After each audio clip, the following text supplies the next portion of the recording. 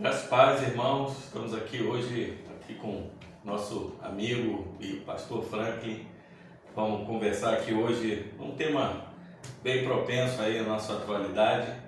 A gente vai conversar um pouquinho sobre confissões, igreja confessional. Bate-papo é rápido, um bate-bola bem rapidinho aqui de perguntas e respostas, e convido a todos aqui para estar conosco e acompanhando junto no YouTube, no Instagram, nas nossas redes sociais. Eu sou o Flávio da Igreja Fiel, aqui o Gerson também da Igreja Fiel, junto com o pastor Franklin, tirar algumas dúvidas para vocês aqui, para a honra e glória do nosso Senhor Jesus Cristo. Amém. Vamos começar aqui o bate-papo.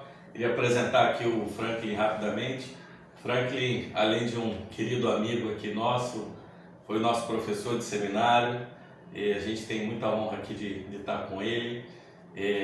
Doutor em divindade pelo Reformed Puritan Seminary, Estados Unidos, mestre em teologia também pelo Seminário Batista do Sul, diretor e professor do Seminário Martim Busser, em São José dos Campos, e que nós participamos também, fomos alunos lá, e é uma honra estar aqui. Honra toda minha, Flávio, Gerson. Seja bem-vindo, Franklin, aqui ao bate-papo. A gente vai começar aqui com uma série de perguntas rápidas. Vou deixar o pastor Gerson aí começar. Bom, é bom, né, estar aqui contigo, uma alegria imensa para nós. Mas assim, vamos lá, né, a pergunta que eu não quero calar, né? O que é uma igreja confessional, né? E qual a importância de uma igreja adotar uma confissão de fé? Gerson, obrigado pela pergunta. Ela é uma pergunta bem importante. Uma igreja confessional é uma igreja que é guiada por um resumo da fé cristã, que a gente chama de confissão de fé. Confissão de fé, uma boa confissão de fé, nada mais é do que o resumo daquilo que é mais importante da Sagrada Escritura, a respeito de revelação, Deus, humanidade, pecado, salvação, Jesus, Espírito Santo, etc. Né? Então, a igreja confessional, de forma bem objetiva, é a igreja que tem uma confissão de fé, ou seja, uma igreja que torna pública e clara o que ela crê em diversos níveis. E por que é importante a igreja ser confessional? A importância reside no fato de que uma igreja confessional é uma igreja que tem clareza para todos os envolvidos naquela igreja. Clareza sobre o que se espera que o pastor vai pregar, vai ensinar, clareza sobre como a igreja vai se portar no culto, como a igreja vai se portar na cultura, o que a igreja vai oferecer para a comunidade, clareza também do que a comunidade, a igreja como a comunidade do povo também crê. Um ponto importante aqui é que nem todo membro talvez tenha um entendimento igual sobre a confissão de fé da igreja, mas é muito importante que o membro da igreja concorde com a linha da igreja para ser membro daquela igreja. É desagradável quando uma pessoa entra na igreja confessional, mas tem uma visão diversa do que aquela igreja confessa, começa a gerar alguma dificuldade, algum problema, eventualmente a divisão. Então é muito importante que o membro também entenda que a confissão lida com os dois lados da matéria. Espera-se que o pastor seja fiel à confissão, o culto seja fiel à confissão, a pregação seja conforme a confissão, mas também se espera que aquela pessoa que é membro da igreja, ela aceite aquela confissão como o resumo fiel do que a igreja entende que é o mais importante para a fé cristã. Segunda pergunta aqui, pastor Franklin.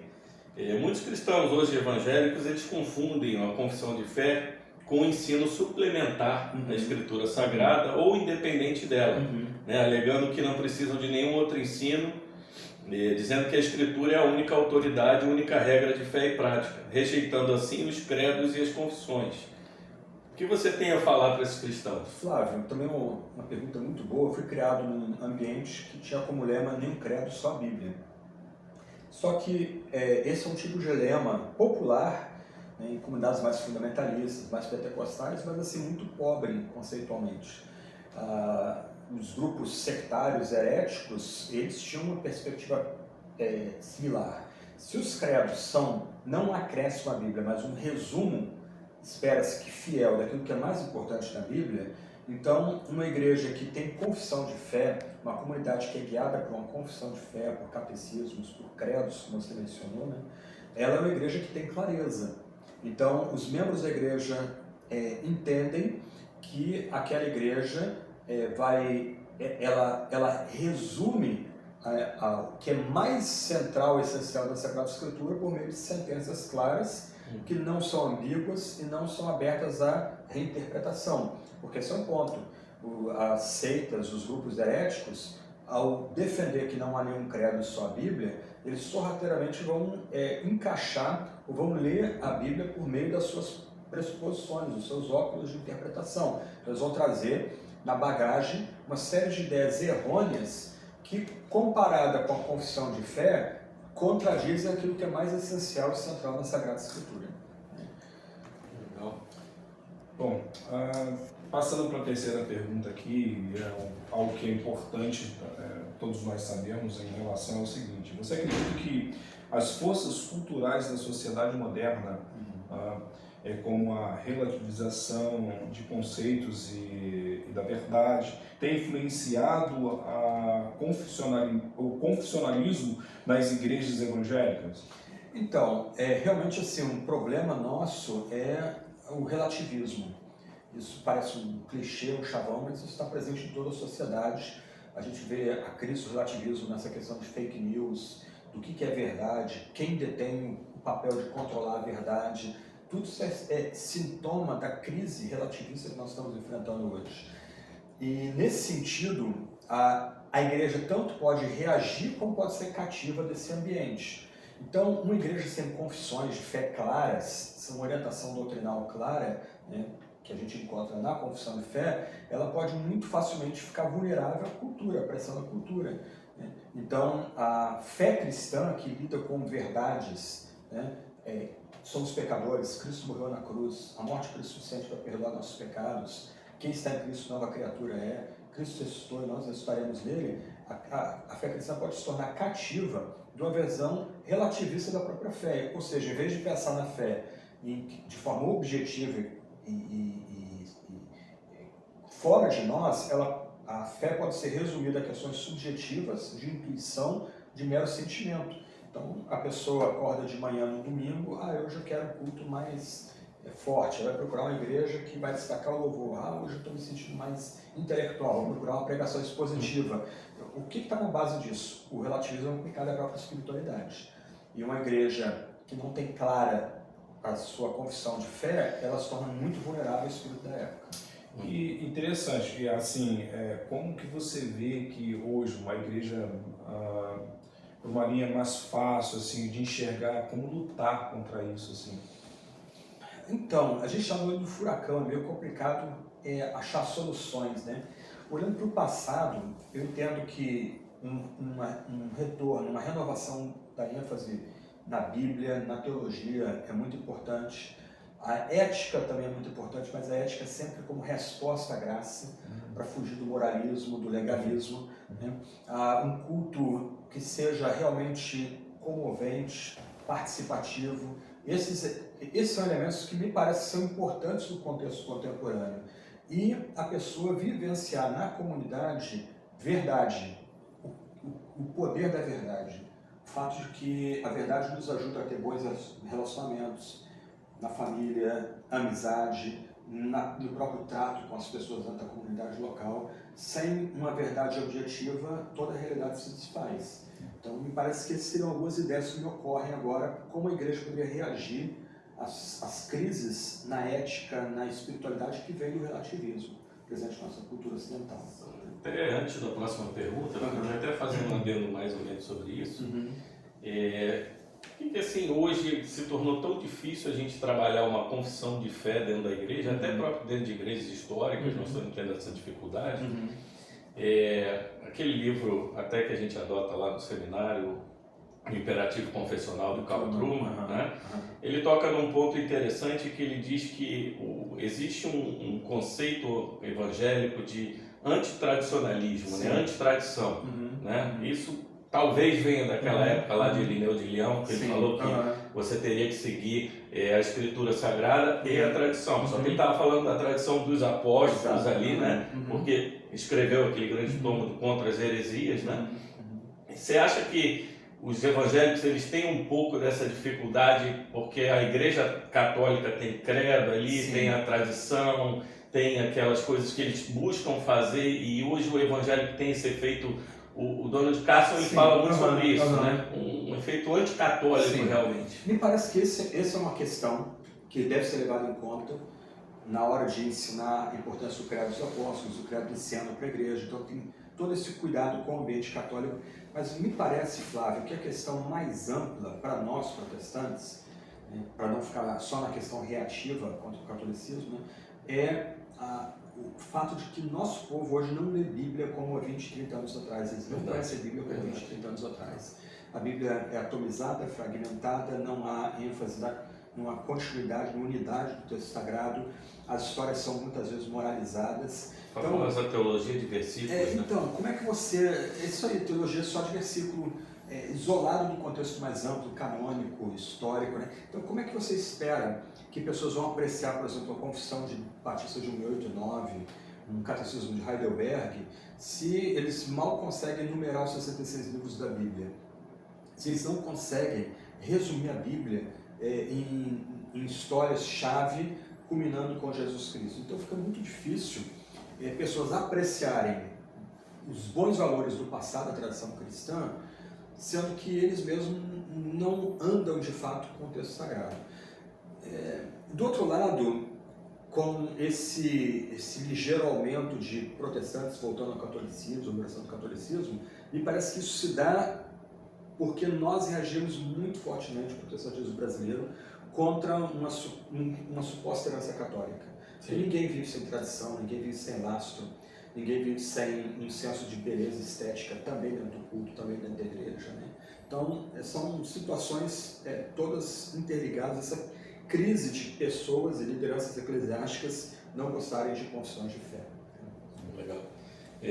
Aqui na próxima pergunta, vai um pouco agora para a sua área mesmo, né? Como mestre, né? E professor de história também. Você poderia nos dizer assim se as confissões fizeram parte da história da igreja em todo o tempo e quais confissões assim você daria um destaque especial? Sim, desde os primórdios a igreja tem lidado com confissões de fé. As mais importantes aí são os chamados credos. Então, o credo dos apóstolos, o credo niceno, que depois foi revisado em Constantinopla, o credo de Atanásio, as confissões de fé da Reforma, como o Catecismo de Heidelberg, a Confissão Belga, a Confissão de Westminster, a Confissão Batista de 1809, o Catecismo Menor de Westminster, os Cânones de Dort, a Declaração de Barmen. Esses são documentos que ainda hoje são muito valorizados pela Igreja Cristã, e quem mais perde somos nós ao não lermos e considerarmos a importância desses documentos, a riqueza que há nesses documentos, né?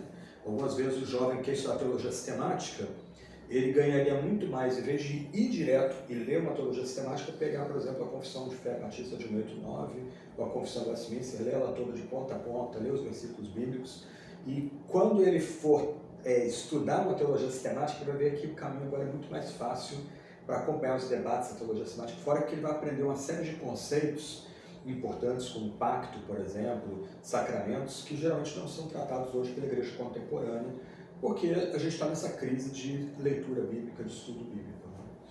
Tem uma coisa que eu observei algum tempo atrás, né, e um amigo veio conversar comigo sobre isso, né? Algumas igrejas históricas estão perdendo essa essência da confissão. Sim. E aí novos membros, eles chegam, né? Esses novos membros estão chegando nas igrejas históricas, procurando às vezes uma igreja de fé reformada, e só que... Toma um susto ali. Toma um susto. Eu não sei se você tem deparado com isso também. Sim, infelizmente, né?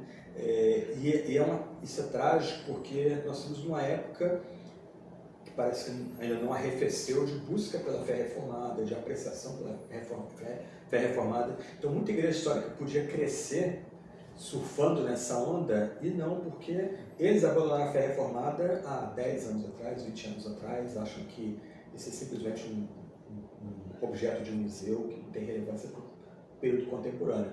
E aí você tem igrejas hoje independentes surgindo, oferecendo o que as igrejas históricas deveriam oferecer e não oferecem, né?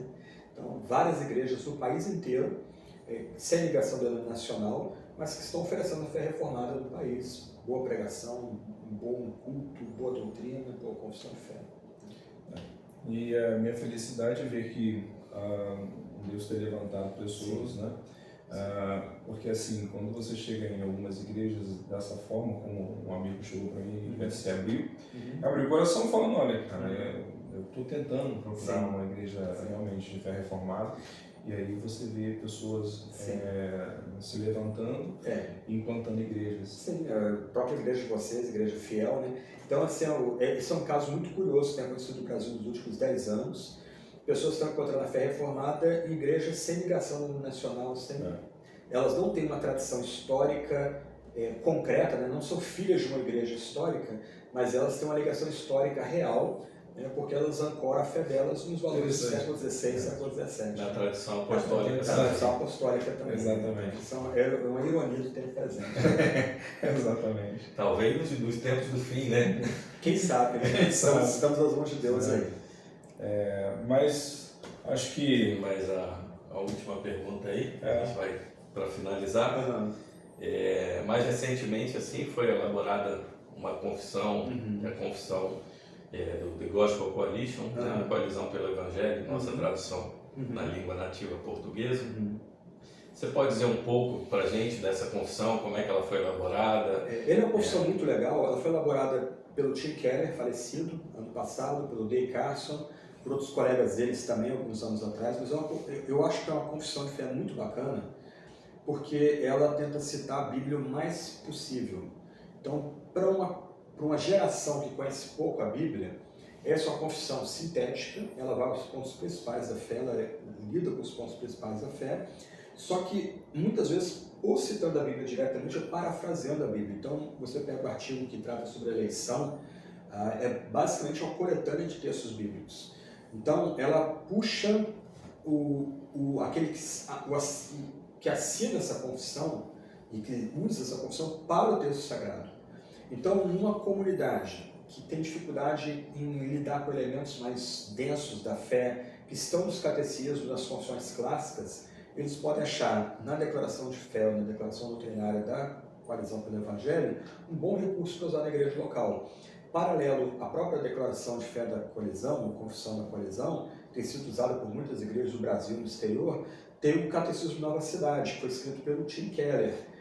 Então ele tentou atualizar a linguagem do Catecismo de Heidelberg, o Catecismo de Genebra, e muitas igrejas têm usado, não só em grupos pequenos, não só em classes de preparação para batismo, o Catecismo Nova Cidade, mas a igreja que eu sou membro, por exemplo, agora começa a ler a pergunta e resposta no culto. Então são 52 perguntas e respostas, uma para cada semana do ano. Então no domingo faz-se a leitura da pergunta e resposta. Domingo passado foi lida a pergunta número 11, sobre os 3 últimos mandamentos.